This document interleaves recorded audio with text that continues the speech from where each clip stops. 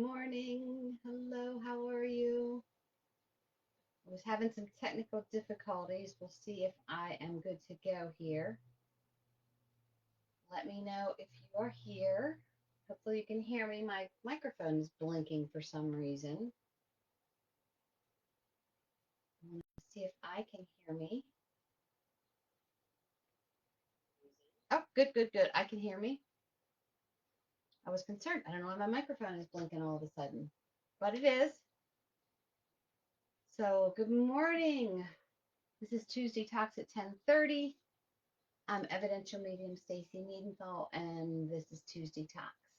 This is not an angel card reading. This is just a moment every Tuesday where we get together and talk about things that might be a little difficult to talk about. So we're going to be talking about navigating a difficult grief. Hold on.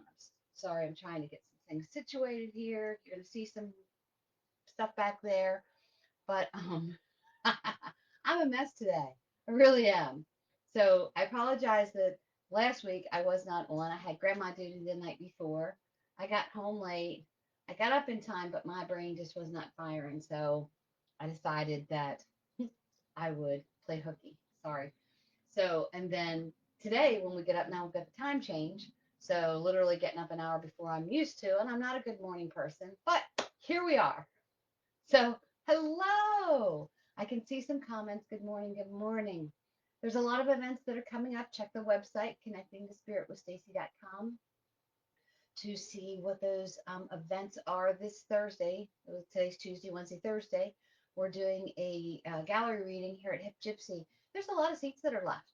Normally, it sells out quickly.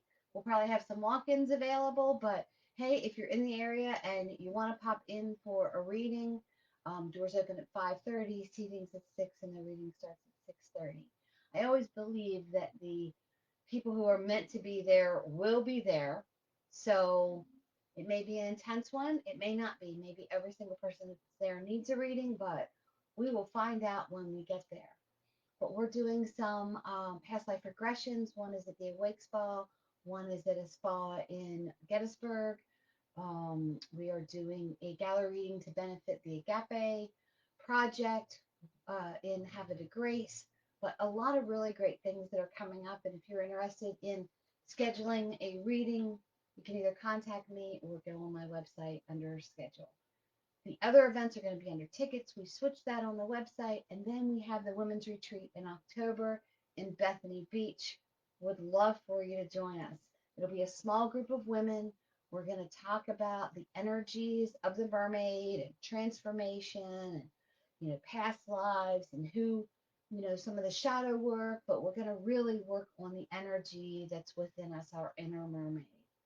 So, good morning. Good morning. I can see comments. Good morning.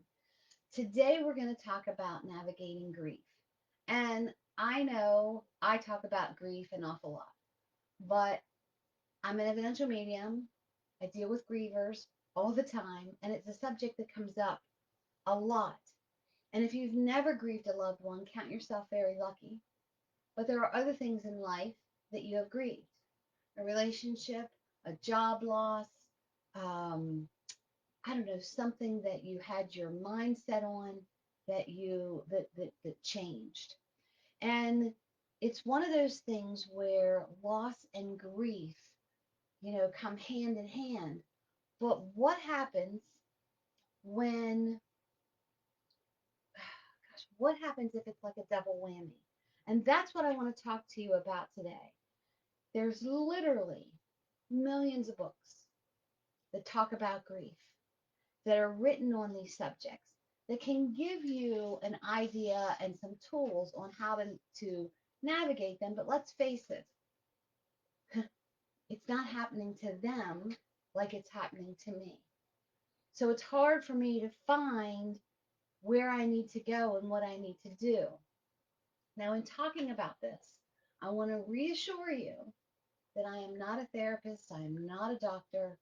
I'm an evidential medium who has not really done research, but have had several people in front of me that face grief in a different way. Some of the people that I deal with, it's a fresh grief. The person has just passed. Other times, they've been passed for a while. And then other times it's like, oh my gosh, it's been 15 years and I just need some answers. So, although I'm not a therapist and I'm not a counselor, if you are struggling with grief, seek professional help. Reach out to a loved one that you trust. So, the other type of grief is one that I do, praise God, I don't deal with a lot. But what happens when somebody passes away and all of a sudden you find out that there were secrets that you didn't know about? Not only did your loved one die, but also the thought process of who they were has been kind of ripped out from underneath of you. In speaking to people who have loved ones who have passed from an addiction when they didn't even know that there was an addiction there, or someone passes and all of a sudden you find out that there was some criminal history that you didn't know about. So you have survivor's guilt, anger that you're left without any answers.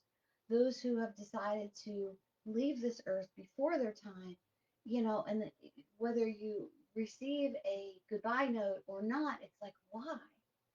So there's multiple things on top of it. For someone whose loved one has had cancer for a long or about with a disease for a long amount of time, it's still a grief, don't get me wrong. But you have the knowing of what happened and all of this.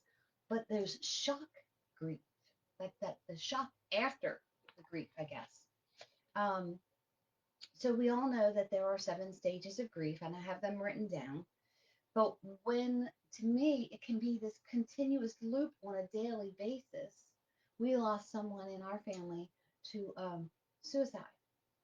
And it was just like, this continuous loop in our head of shock and denial and anger and depression and bargaining and acceptance and hope. And then it starts all over again with denial. Like, I can't believe, well, how didn't I know? And then you're pissed off at the person.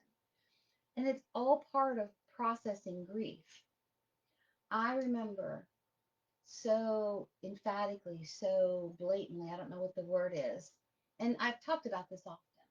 At my mother's funeral, I was so amazed, I guess. I was so zeroed in on hearing stories from my mom's schoolmates or coworkers or cousins because I didn't know that part of her.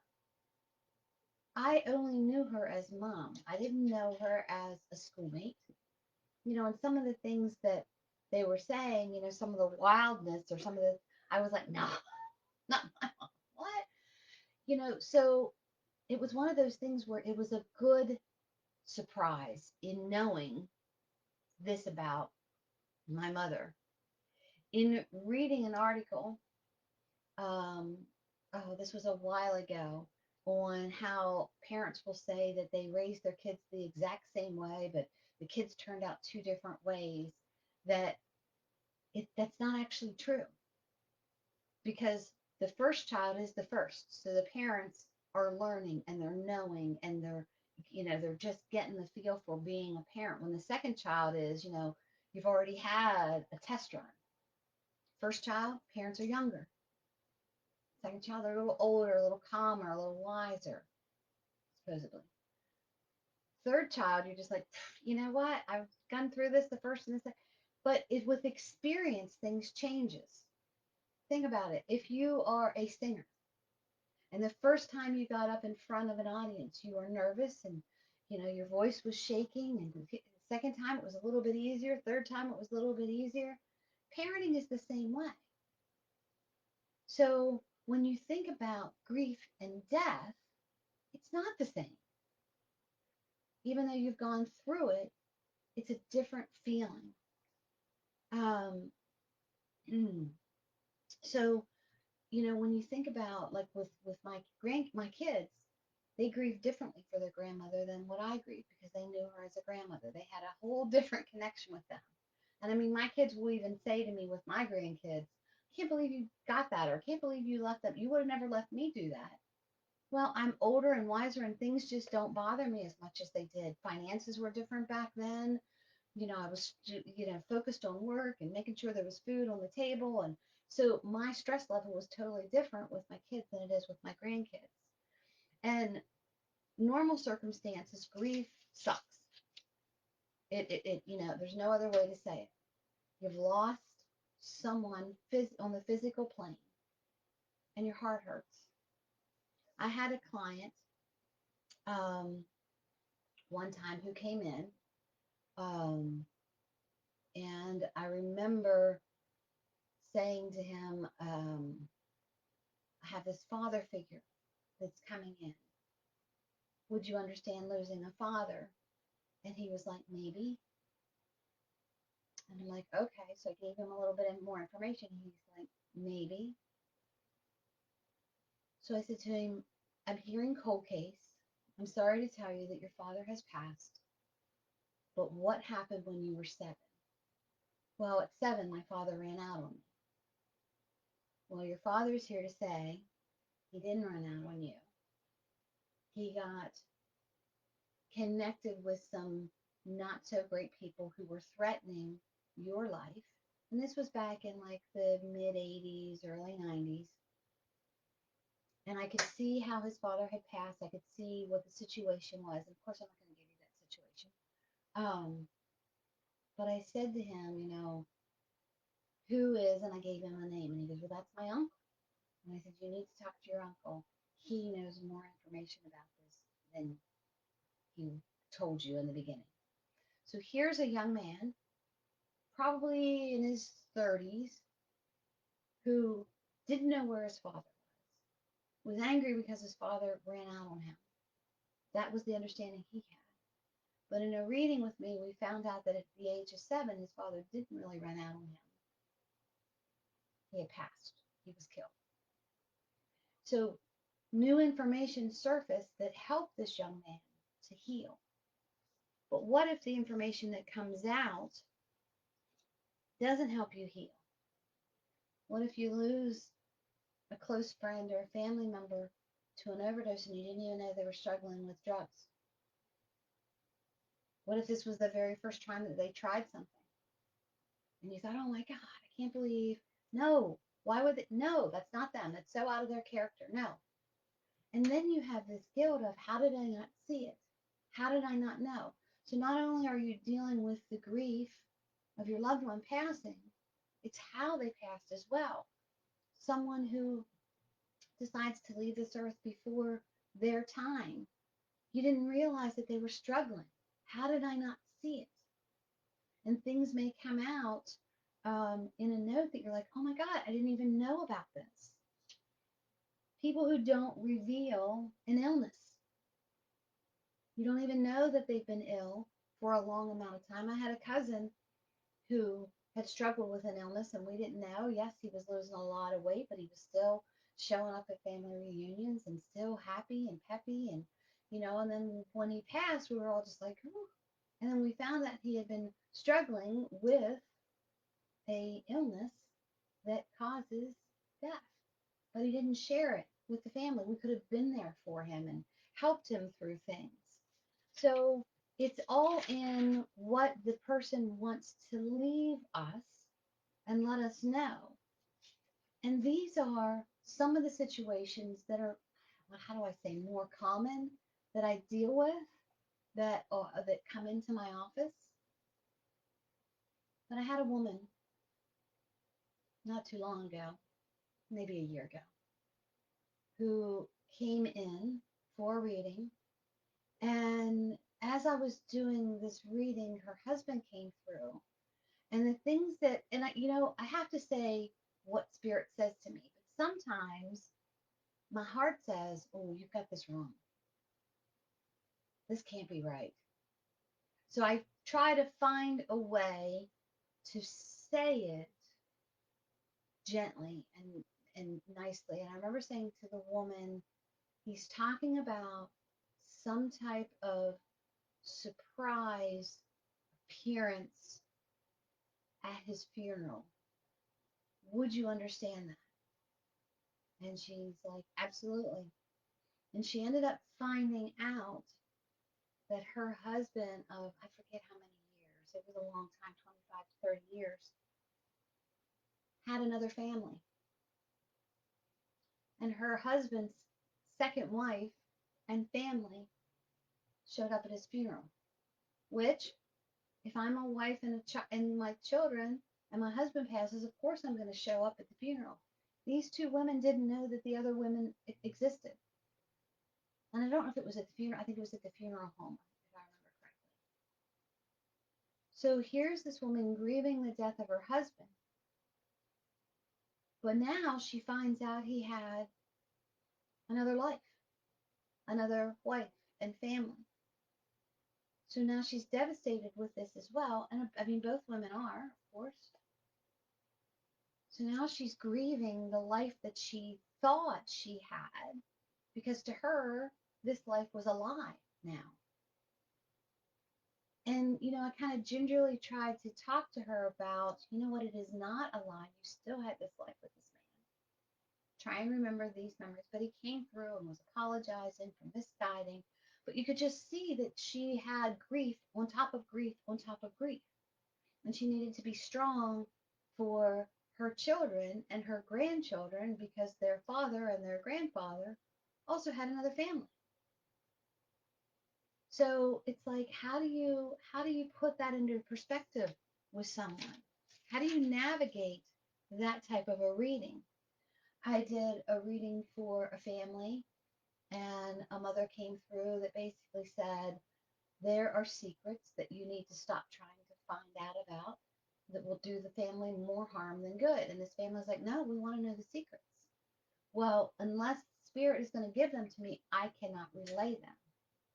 But here's a family who, in packing up their mother or their grandmother's things, in working on the death certificate, finding a birth certificate, when my my grandmother, when I was very young, passed away, and my mom found her wedding certificate, the certificate of marriage, my grandmother lied about her age to marry my grandpa.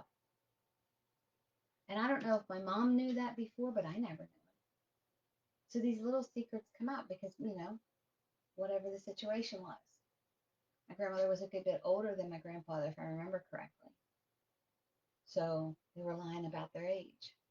But these are things that, when you're dealing with grief, it's just another that you have to deal with. You have the shock of the death of the person, and then you find something out about it. You know, I've had clients that say to me, well, I've got a backup person. I'm like, what do you mean you have a backup person? Well, if I pass, they know to go into my house and remove this box. I'm like, well, what's in the box? Things that I don't want my family to know about. But your friend's going to know about it. So how do you deal with this? How do you work on this? I had a client whose father passed away. And in going through their things and clearing out the house, they found a lot of inappropriate photos of young kids. So now the father that I loved and I was grown up with is a pedophile? Like, how do you, right? And there is no, I wish I could say, there are 3 easy steps to do such and such and such and such and such and such. And all of a sudden, boom, boom, boom, boom, all of it's gone. It's not true. We all have our different experiences. We all have our own ways that we need to deal with things. And what I'm saying to you is not to push them down and ignore them, to speak about them with a professional, with a close friend. What I try to explain to my parents is to focus on the person that you knew. Focus on the person that you knew, not all the other stuff. And boy, that sounds really easy, but in essence, it's not. This is not a situation that you can control because you knew nothing about it. The woman who found out that her husband had a second wife. Like, maybe he did business trips or maybe, whatever. Oh, I'm going to visit I'm going to visit my parents for a month or 3 months or whatever the situation is. You never know what the situation is. If it's something out of your control, you have to release it. I guess you don't have to. I suggest that you release it. Why allow the actions of others to control what's going on with you? All of a sudden, the one thing that you thought you knew for sure was not anything at all that they knew. Hold on. So it's allowing yourself, it's giving yourself permission to feel all the feels. Try and release that anger or sorrow. Take up a kickboxing class. I don't know, do some activity that allows you to release it. There's an allowance for grief, and you've got to allow yourself to grieve it. Not only to feel the shock of the passing of the person, but also the shock of the information that you found out.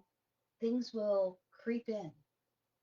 Denial and anger, they come in all the time. You're lying, bullshit, I don't believe it. And then you get mad when you see the truth about it. And then all of a sudden, you're pissed. It's okay to be pissed. You feel betrayed. You feel lied to. You feel like you were made a fool of. You didn't see how this happened. You may even try bargaining. Well, if I would have been a better wife, then this would have happened. Or, you try that to try and rationalize it in your head. And then depression comes in. You're so sad. Like, not only did you lose this person, but you lost who you thought this person was. And it's depression and anxiety, but then we walk into acceptance and hope, and that may take a little while. There's a lot of speed bumps along the path of grief, even with all the things that you knew about the person. But when then the shockwave comes, it's a bump. It's almost like someone slapped you in the face. But you can take a punch, and you can do what's best for yourself at the time. Now, this is not a normal subject that I would normally talk about, but I've gotten a couple emails from clients that says, how do I navigate? How do I walk through the shock of finding out about this? How do I navigate that? And it keeps coming up. So I thought if I spoke about it, then I wouldn't need to talk about it, quite honestly, because I don't have the answers. I wish that I did.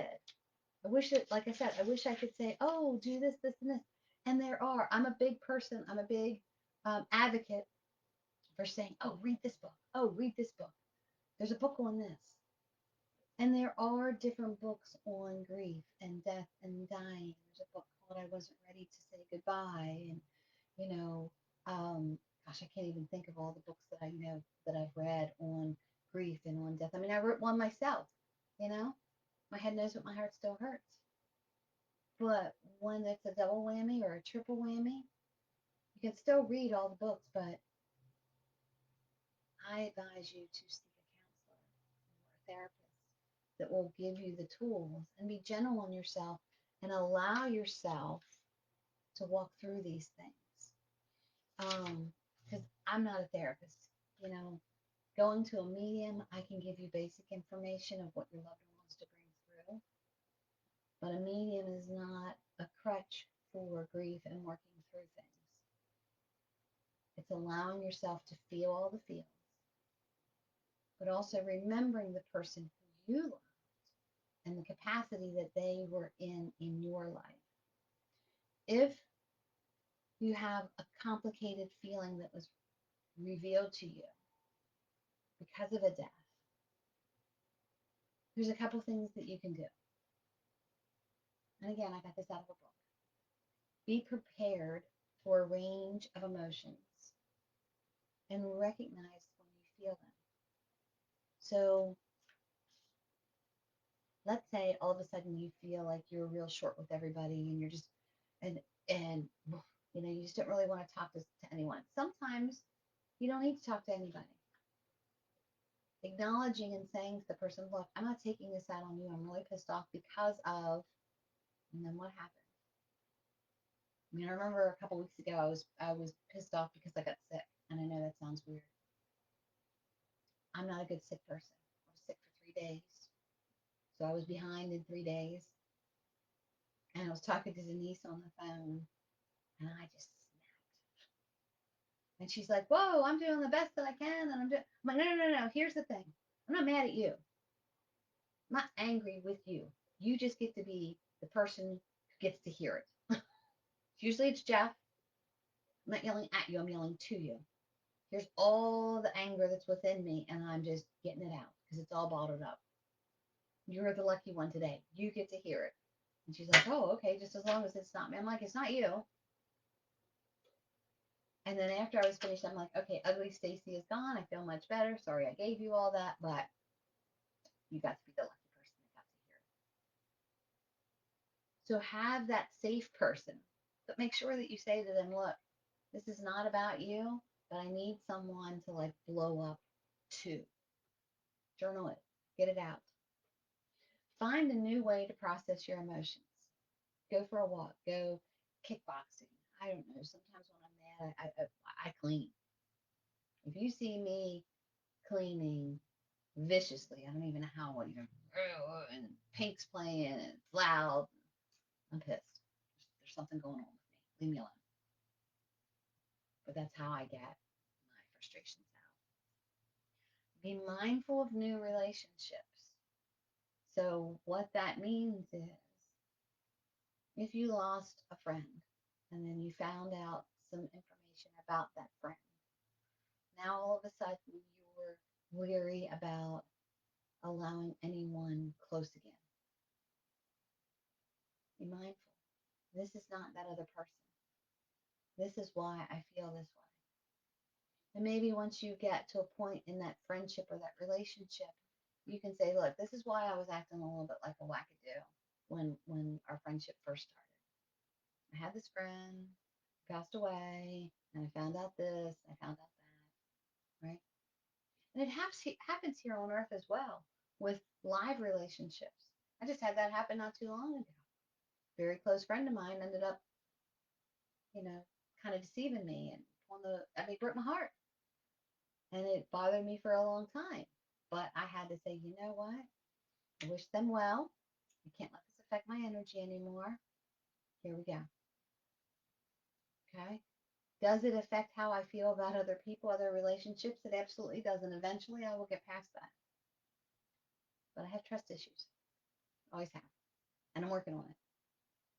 Instead, now I trust you until I trust you a little bit until you give me a reason not to trust you. And I know that's a bad way to look at it. But it's better than before. I didn't trust you until you gave me a reason to trust you. Okay. So be mindful of other relationships. Remember the good stuff. This person who was in your life, you had good times. You knew about them. You had a certain relationship with them. Allow yourself to remember the good stuff and the things that came to surface that bubbled up. You know what? You didn't have any control on it. Another thing is tell your story. Find a grief group. Find other people that you trust, a safe space where you can talk about it. Because when you talk about it, you're getting it out of your body, out of your head. You're getting rid of it. You're releasing it. You're letting the air out of it before it explodes. Um, Not all secrets are bad. Share some of the secrets that the two of you have that aren't bad. Think about some of the information that the two of you kept within you, and now they're no longer secrets. Now they're released within the atmosphere, into the spirit. Dwelling on it does not help you, it harms you. And like I said, we all had that in different relationships and different situations where holding on to it and bottling up and having those anger conversations in our head. Oh, I want to say this and this and this. Well, you can. I mean, you can. You can say them out loud, but there's no response from that person. So dwelling on it does not help. It is working through it that's going to help.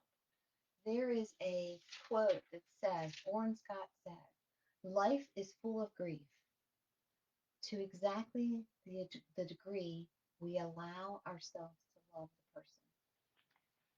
So here's the kicker. You loved this person. You had a relationship with this person. That is your business.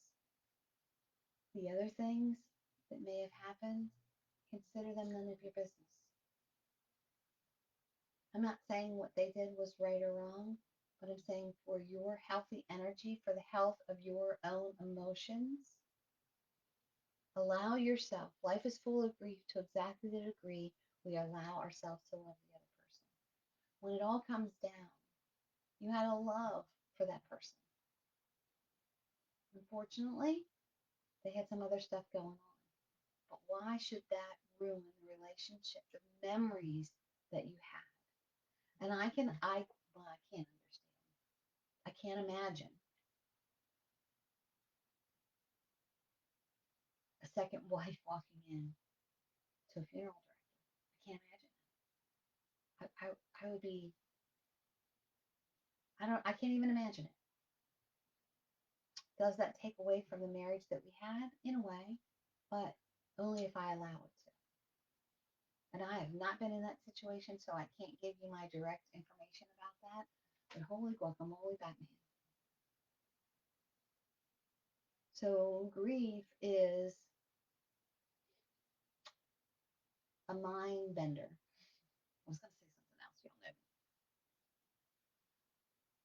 And then if you find out other things, it can be even more of a mind bender. But where you're at in the situation with the relationship you had with that person, try and remember the good stuff. Walk through the emotions. Be prepared for them to come in like waves. You know, Mama's been gone for 10 years. I still have bad days.